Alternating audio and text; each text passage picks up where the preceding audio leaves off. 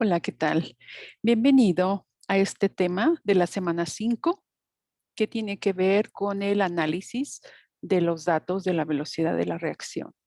Este primer tema nos sirve para adentrarnos con lo que viene siendo el algoritmo de cómo hacer un análisis de datos.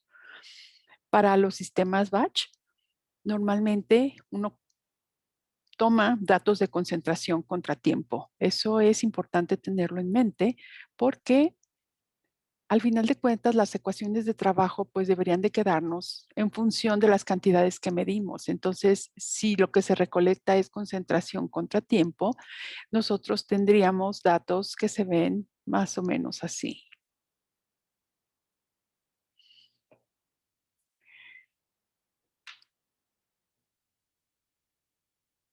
Aquí está el tiempo, aquí está la concentración. Por ejemplo, si fuera la concentración de A tiempo inicial, a tiempo cero tenemos una concentración de A inicial. Aquí estaría este puntito y luego tendríamos puntitos de cómo se va bajando la concentración, ¿correcto? Como vimos en el módulo anterior, hay muchas ecuaciones de balance de moles aplicadas a los reactores batch. Unas están en función de la conversión, otras en función de los moles y otras en función de la concentración. Pero a veces los datos que tenemos, si aquí dijimos que son de reactante, pues a lo mejor en otro caso nosotros podemos tener datos de producto.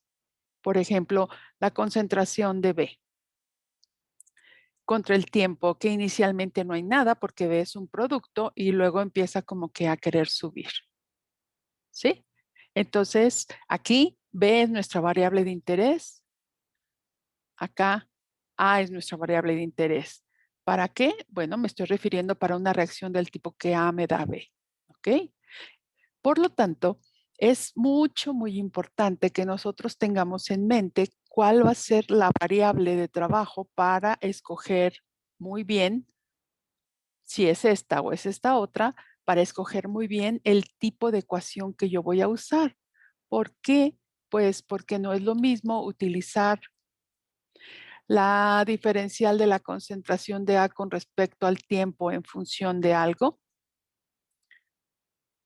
contra utilizar la diferencial de la concentración de B con respecto al tiempo como función de algo. Aquí, ¿cuál vamos a usar? Depende. Ay, no, ya no me gustó eso, perdón. Eso depende de cuáles son los datos de concentración que recolectamos. La decisión la vamos a tomar en base a eso. Ok, muy bien. Entonces, vamos a ver cuáles son los pasos que se sugieren para analizar datos de la velocidad. ¿Sí? A estos pasos, pues se le conoce con el nombre de algoritmo, pero esa pues ya se la saben, ¿verdad? Trae el algoritmo por aquí, algoritmo por allá, algoritmo por delante, algoritmo por detrás. Muy bien. Entonces, lo primero que se hace es postular una ley de velocidad. Hay varias leyes de velocidades. Por ejemplo, está la ley de velocidad que se conoce con el nombre de la ley de la potencia. Y de lo único que se trata es de decir, la velocidad de desaparición del reactante va a llevar unas potencias. ¿En dónde pongo las potencias? Las potencias las pongo en concentraciones. Observen estas dos ecuaciones, ¿ok? Entonces, si yo tuviera, por ejemplo, una ecuación que dijera que A más, ay, perdón, A moles de A más B moles de B me dan productos, pues podría utilizar una de esta forma. Pero si yo tuviera que A moles de A me da productos, pues entonces podría utilizar una de esta forma. ¿De acuerdo? Ahora, acuérdense el detallito. Si alfa es igual a A y beta es igual a B, esto es una reacción elemental. Si alfa es distinto de A y beta es distinto de B, entonces la reacción es no elemental. ¿Ok? Esto es importante. Bueno, ahora, ¿qué otra cosa tenemos aquí en el menú? Bueno, resulta ser que ese no es el único modelo de potencia que existe. El modelo, la ley de la potencia no es el único modelo que existe, pero para las reacciones homogéneas es muy común. ¿Qué pasa con las reacciones heterogéneas? Bueno, tenemos modelos como este que está aquí, en donde si se fijan, yo tengo cosas en el numerador y en el denominador. Y este modelo ya no es ley de la potencia, ¿ok? Eso es importante que lo tengamos. Esto ya no es ley de la potencia. En el módulo 4 vamos a ver este tipo de modelos, ¿ok?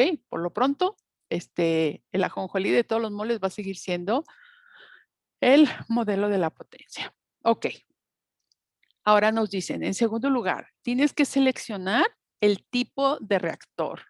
Entonces, para seleccionar el tipo de reactor, recuerden que dijimos que nos íbamos a concentrar en un reactor batch. Entonces, por favor, aquí sí me gustaría enfatizar. Nos vamos a concentrar en un reactor batch, ¿de acuerdo? Entonces, por favor, ignoren el asunto que no sea batch. Quitémoslo de la mente, ¿ok? No me interesan cosas que no sean de reactor batch, ¿va? Muy bien. Si ya entendí yo eso, pues entonces ya podría yo decir que para un reactor batch, esta es la ecuación que me conviene, ¿de acuerdo? Ya después nos daremos cuenta en caso de que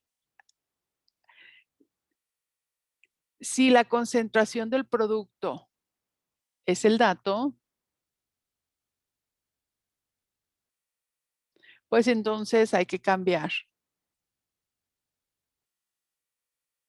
a velocidad de concentración de el producto P igual a P sobre A,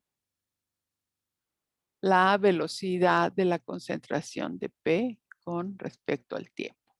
Híjole, esto no sé ni cómo marcárselos para que quede como muy claro. No necesariamente vamos a tener nosotros siempre la derivada de la concentración del reactante. Pudiera ser la derivada de la concentración del producto. ¿De acuerdo? Ok. Ahora, lo que nos dicen acá es súper importante. Tenemos que empezar a procesar la información. Hay que procesar la información. ¿Cómo? En términos de la variable medida. Si son los reactantes, serán estos. Si no, pues entonces hay que volver a escribir el balance de moles, ¿ok? En términos de la variable medida. ¿Qué tal que sí se midió el reactante, pero lo que se midió del reactante fue la presión? Pues entonces hay que reescribir el balance. Y esto es súper importante. No me voy a cansar de enfatizarlo. Es importante dejar ecuaciones de la derivada de algo con respecto al tiempo igual a una función de algo más, donde algo es lo que se midió.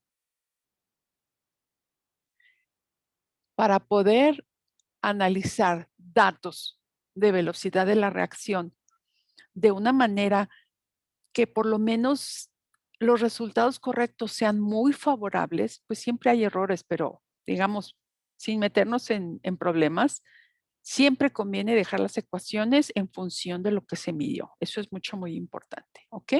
Ok, bueno.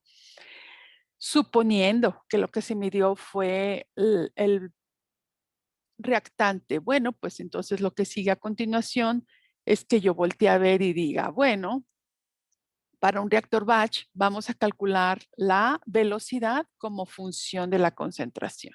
¿Sí? Los datos son de concentración y la velocidad la vamos a calcular de distintas maneras. Por ejemplo, si yo tengo un análisis diferencial donde yo digo que esta es mi ecuación de trabajo, pues entonces la derivada va a ser esta. Y si esta es la derivada, lo que yo estoy buscando, ¿cuáles son mis incógnitas? Bueno, aquí K es una incógnita, y alfa es una incógnita. Normalmente analizar velocidades, datos de velocidad es para encontrar el orden de reacción y la K de la reacción, ¿ok? Eso normalmente así sucede. Entonces, si nos fijamos en esto, si esto yo lo grafico, pues en el eje de las Y tendría la derivada de la concentración con respecto al tiempo y en el eje de las X tendría la concentración. Esto es una potencia, que si fuera 1, pues está fácil porque esto es cuando alfa es igual a 1. Pero si alfa es distinto de 1, pues me va a dar una cosa así medio curva, medio diferente, medio no sé. Entonces, las curvas pueden ser problemáticas. ¿Por qué? Porque como tenemos mucha dispersión de los datos, si los datos están muy abiertos, pues puede pasar cualquier curva por los datos. Entonces, es importante que nosotros consideremos la conveniencia de cambiarlo a logaritmos. Logaritmo, logaritmo, logaritmo, logaritmo. Ahora, ¿cómo se vería una gráfica de este tipo? Bueno, pues si yo tengo logaritmos, lo que yo vería en una gráfica de este tipo es algo por el estilo. Logaritmo de la concentración de A y de este lado logaritmo del negativo de la derivada de la concentración con respecto al tiempo. Ojo, esto es calculado, ¿sí? Porque los datos, ¿cuáles eran? ¿Se acuerdan? Ándele, que ya no quiere rayar. CDA es el dato. Y entonces, para llegar a la derivada de la concentración y todavía sacarle el logarítmico, lo tengo que calcular, ¿sí? Entonces, para poder calcularlo, yo tengo varios métodos. Para poder calcular la derivada contra el tiempo, se puede hacer un método gráfico, un método de diferencias finitas y un método polinomial. Y todos estos los encuentran en el apéndice de su libro. Ya que tienen eso, pues ya entonces ya les están diciendo, ahora sí, ponte a graficar lo que les acabo de comentar. Grafica esto, logaritmo de la derivada negativa de la concentración contra el tiempo y ver contra la concentración, el logaritmo de la concentración. ¿Para encontrar qué? Para encontrar el orden de reacción, que es la pendiente. Entonces, fíjense bien, si nosotros armamos esta pendiente aquí, antes de armar la pendiente, vamos reconociendo cosas que ya sabemos. Cuando yo digo que esto es logaritmo de la velocidad de A, quiero que por favor piensen que esto es una Y. Y si nos dicen que es igual al logaritmo de la concentración de A, quiero que este logaritmo de la concentración de A lo piensen que es una X. ¿Ok? Esta A quiero que piensen que es la pendiente y este logaritmo de la constante me gustaría que pensaran que fuera el intercepto. Entonces, cuando yo tengo una línea recta, que es la que ajusta mejor los datos experimentales, esa línea recta va a tener un intercepto y ese intercepto es B. Y también va a tener una pendiente y esa pendiente es el orden de reacción. El intercepto B va a ser la constante de velocidad. Así es como se saca con el método diferencial, pero no es el único método. Observen, por favor, que este método diferencial aquí,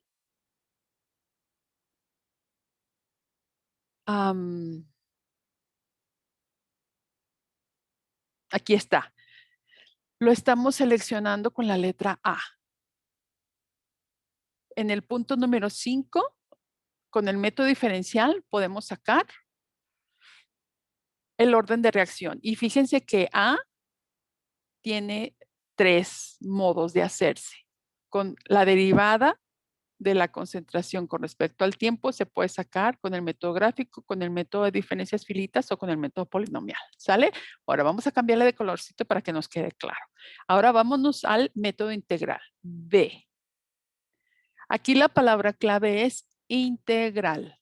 Y no es como el pan Bimbo integral. O sea, se refiere a que nos vamos a enfocar en la forma integral. Para la ley de la potencia, donde la velocidad de la reacción es igual a la constante por la concentración elevada a la alfa, cuando nosotros combinamos el balance de moles, pues tenemos esto, ¿sí? Esto es igual al de arriba. Pero bueno, aquí de lo que se trata es de lo siguiente. Primer paso, adivina, supón cuánto va a ser alfa. Y dedícate a integrar esa ecuación. Santa María, pues, ¿qué quiere decir eso, verdad? Mira, bien fácil. Lo vamos a hacer aquí juntos, ¿ok? Tú, si quieres, ve parando el video para que te vayas familiarizando en cómo se hace esto. Para el método integral, lo que vas a hacer es, ejemplo, supones alfa igual a cero. Entonces, la derivada de la concentración con respecto al tiempo te queda simplemente como K por C de A a la cero y este es igual a una K. Entonces, si empezamos a separar variables, tenemos nosotros que menos la diferencial de la concentración de A es igual a K por la diferencial del tiempo. Si integramos de 0 a T y si integramos de C de A0 a C de A, esto nos daría que sería C de A0 menos C de A es igual a K por T. Entonces, el tiempo es igual a 1 sobre K que multiplica a C de A0 menos C de A. ¿Ok? Y luego, ¿qué sigue? Ya adivinaste, ¿ok? Ya adivinaste cuánto es y entonces nosotros enseguida vamos a tratar de hacer una regresión no lineal. Cuando tú tienes los datos, puedes proceder a hacer una regresión no lineal y en uno de los videos que sigue en esta serie te lo voy a explicar, ¿ok? Otra cosa, aquí te dicen qué hacer para un PBR. ¿El PBR es un reactor batch? No, ¿verdad? Entonces, por favor, vamos a ignorar esto que está aquí. Esto no nos interesa, no nos interesa, no nos interesa, no nos interesa. Para nada nos interesa porque solo estamos concentrados en reactores batch. Esto lo vamos a ignorar, ¿ok? Bueno, entonces, ¿en qué método estamos? Pues estamos en el método integral, ¿de acuerdo? Y en este método integral, lo que sigue es que nosotros analicemos qué tan bueno fue el método. Hay que analizar el modelo para ver qué tan bueno es. O sea, pedirle a tu software que calcule el coeficiente de correlación, ¿va? En el siguiente video de la serie te voy a explicar con un poquito más detalle cómo vamos a ir aproximándonos a los datos de un reactor batch.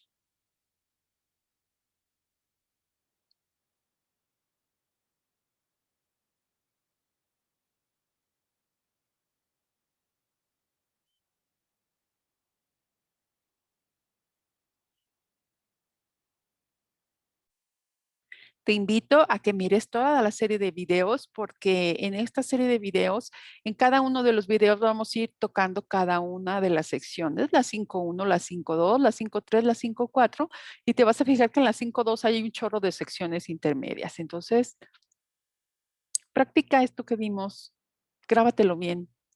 El algoritmo es importante y seguimos adelante para el siguiente video. Gracias.